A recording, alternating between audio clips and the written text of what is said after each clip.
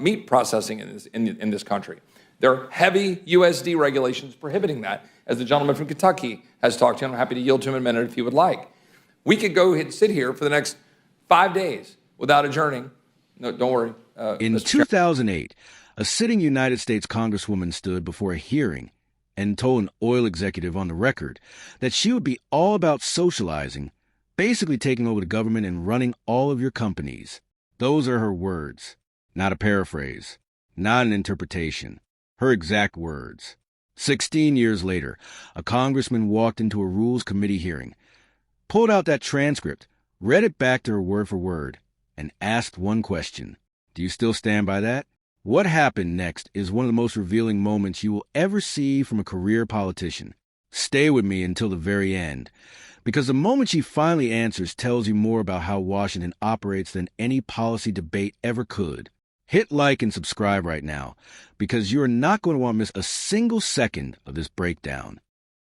Now, we can go around and around in circles about trying to talk about and defining socialism, but at its core, I was intrigued by an op-ed that I saw not too long ago by a Democrat from Cuba commenting on one of our colleagues, an avowed socialist, and essentially pointing out the extent to which democratic socialism is a lot like the system my family fled, except its proponents promised to be nicer when seizing your business. And that's the truth. That's the truth here. And so we can talk about these terms as if they don't matter, but they do. They do matter. They're actually at the core of who we are. I've got one question for the ranking member, Ranking Member Waters. In a 2008 hearing, you said, quote, "And guess what this liberal will be all about? This liberal will be all about socializing, would be about basically taking over the government and the government running all of your companies," end quote. It's a simple question. Do you stand by that statement? Simple answer. I am here today in this Rules Committee because we're taking up time with basically a non-issue. First of all, you claim that socialism has engulfed this country, that it keeps creeping, it's going to take over private businesses, et cetera, et cetera. That is not happening. We're in a democracy that we're trying very much to save and to not have disrupted, undermined in the way that... So then, reclaiming my time, the gentlelady denounces your previous statement then, and do not accept that previous statement that you think you would take over these private businesses? I'm not a socialist.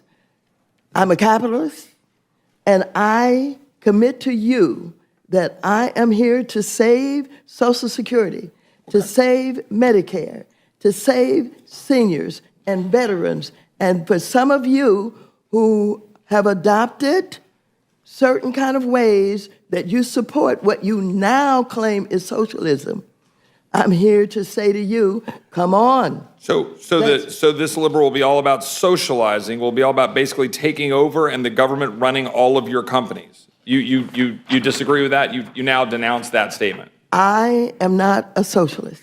Okay. All right? So I appreciate the response. I think that to the extent that one has a concern as a member of this body or as an American watching this, one has concerns when we hear statements like this, and that's not the only one. And statements by some of our colleagues on the other side of the aisle extolling the virtues of socialism. As I just pointed out, a nicer way of confiscating businesses, a nicer way of confiscating the assets and the means of production. When now, as I think the gentleman from Kentucky was alluding to, in 1929, federal spending was 3% of GDP. At the height of COVID, 31% of GDP. In FY22, we collected a record $4.9 trillion in revenue, but still had a $1.4 trillion deficit. I think one question I would ask the chairman of Financial Services is, do you have full control over the means of production if you're a company in this country, but yet the government is regulating you so much that you cannot actually carry out the use of the capital for the purpose for which you have the company created? In other words, for example, ESG requirements. For example, maybe it's some of the USDA regulations requirements that prohibit small businesses from being able to crack into the monopolies that the gentlelady from New Mexico is referring to with respect to meat processing in this country. There are heavy USD regulations prohibiting that, as the gentleman from Kentucky has talked to, and I'm happy to yield to him in a minute if he would like. We could go and sit here for the next 5 days without adjourning. No, don't worry, Mr. Chairman, I'll do that. And go through a list of regulations that are impacting businesses in this country. So my question for the chairman is, do you have the full control over the means of production as a private citizen, business owner in our capitalistic system, if the government regulation is preventing you from being able to deploy that capital in the best means possible to carry out your business? No. And this is what we're trying to address. There is a particular kind of accountability that Washington is not designed to produce. The system is built for misdirection. It rewards the pivot, the reframe, the change of subject delivered with enough confidence that the original question disappears from a room. Most hearings never break through that defense. What happened in this Rules Committee hearing was different. Representative Chip Roy did not come with a lengthy argument. He did not bring charts. He did not attempt a long lecture on economic theory. He came with a transcript, one quote, 16 years old, verbatim, and he asked the simplest possible question. The quote in question came from a 2008 hearing in which Representative Maxine Waters, while questioning an oil executive, said the following: "This liberal will be all about socializing, would be about basically taking over the government and the government running all of your companies." Roy read it into the record and asked, "Do you stand by that statement?" What followed was not an answer. Waters called the hearing a non-issue. She said socialism is not happening. She pivoted to democracy being under threat. She did everything a skilled career politician knows how to do when a direct question requires a direct answer they are not willing to give. She talked around it, beneath it, and past it, but Roy held his ground. He asked again, "Do you denounce that statement?" And then she said it. "I am not a socialist. I am a capitalist."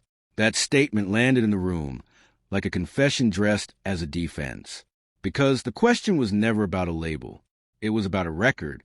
And a record does not care what label you prefer today. Representative Waters has spent decades as one of the most visible advocates for expanding the role of the federal government in American economic life. She has supported regulatory frameworks that reach deep into how businesses are permitted to operate, how capital is deployed, and what standards private companies must meet to function. The word she uses to describe herself is irrelevant next to the architecture she has spent her career helping to build. Roy knew this, and so he pivoted to the more precise argument. He did not waste time debating the word socialism. He asked something more concrete. Do you have full control over the means of production if you are a private business owner in this country? The answer, he argued, is no, and not because the government formally owns your company, but because the weight of regulation, compliance, taxation, and administrative mandate has effectively transferred the decision-making authority that defines ownership from the individual to the state. This is not a hypothetical. Consider ESG requirements, which pressure financial institutions to redirect capital based on political priorities rather than market fundamentals. Consider USDA regulations that Roy specifically mentioned, rules that create barriers to entry so significant that small businesses cannot compete with the established players who helped write those regulations in the first place. Consider the compliance costs that large corporations absorb through armies of lawyers and lobbyists, while small business owners absorb those same costs through debt, failure, and closure. This is the architecture of regulatory capture. And it is worth understanding because it does not look like what most people imagine when they hear the word government control. It does not announce itself. It accumulates. It arrives through rulemaking processes, agency guidance documents, and administrative interpretations that never see a floor vote. The result is an economy where government and certain large institutions operate in coordination, not in competition, and where that coordination is consistently funded by the middle class. Roy made the fiscal dimension explicit. Federal spending was 3% of GDP in 1929. At the height of the crisis he referenced, it exceeded 30%. In one recent fiscal year, The federal government collected a record amount in revenue and still ran a deficit exceeding $1 trillion. That is not a revenue problem. That is a structural commitment to spending that no level taxation can close without a fundamental reconsideration of what the government has promised to do. And who absorbs the cost of that gap? Not large institutions. They adjust. They pass costs to consumers, relocate capital, or lobby for exemptions. The cost lands on working people through inflation, which functions as a tax that requires no vote, targets savings, and disproportionately punishes the families with the least flexibility to absorb it. Waters attempted to reframe all of this as protection. The regulatory state, in her telling, exists to save Social Security, protect Medicare, and serve seniors and veterans. Those are not arguments to dismiss lightly. Those programs matter to millions of Americans. But the existence of programs that people depend on does not resolve the question of whether the overall weight of government intervention is calibrated correctly, or whether it has expanded so far beyond its intended purpose that it now functions as a ceiling on the economic mobility it was originally designed to protect. Roy never got a direct answer to his original question. Waters never confirmed or denied the 2008 quote on its merits. She acknowledged it existed, repositioned herself, and moved on. That is a practice response, but it is not an answer. What this exchange ultimately illustrates is a tension that sits at the center of every serious policy debate in this country.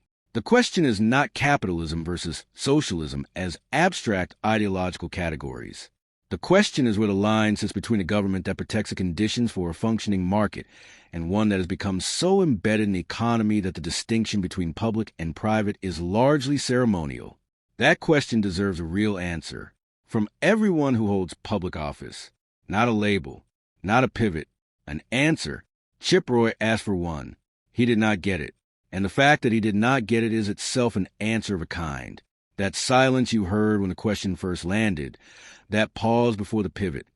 That is what accountability sounds like when it finally arrives in a room that was not designed to produce it. Draw from that whatever conclusion you will.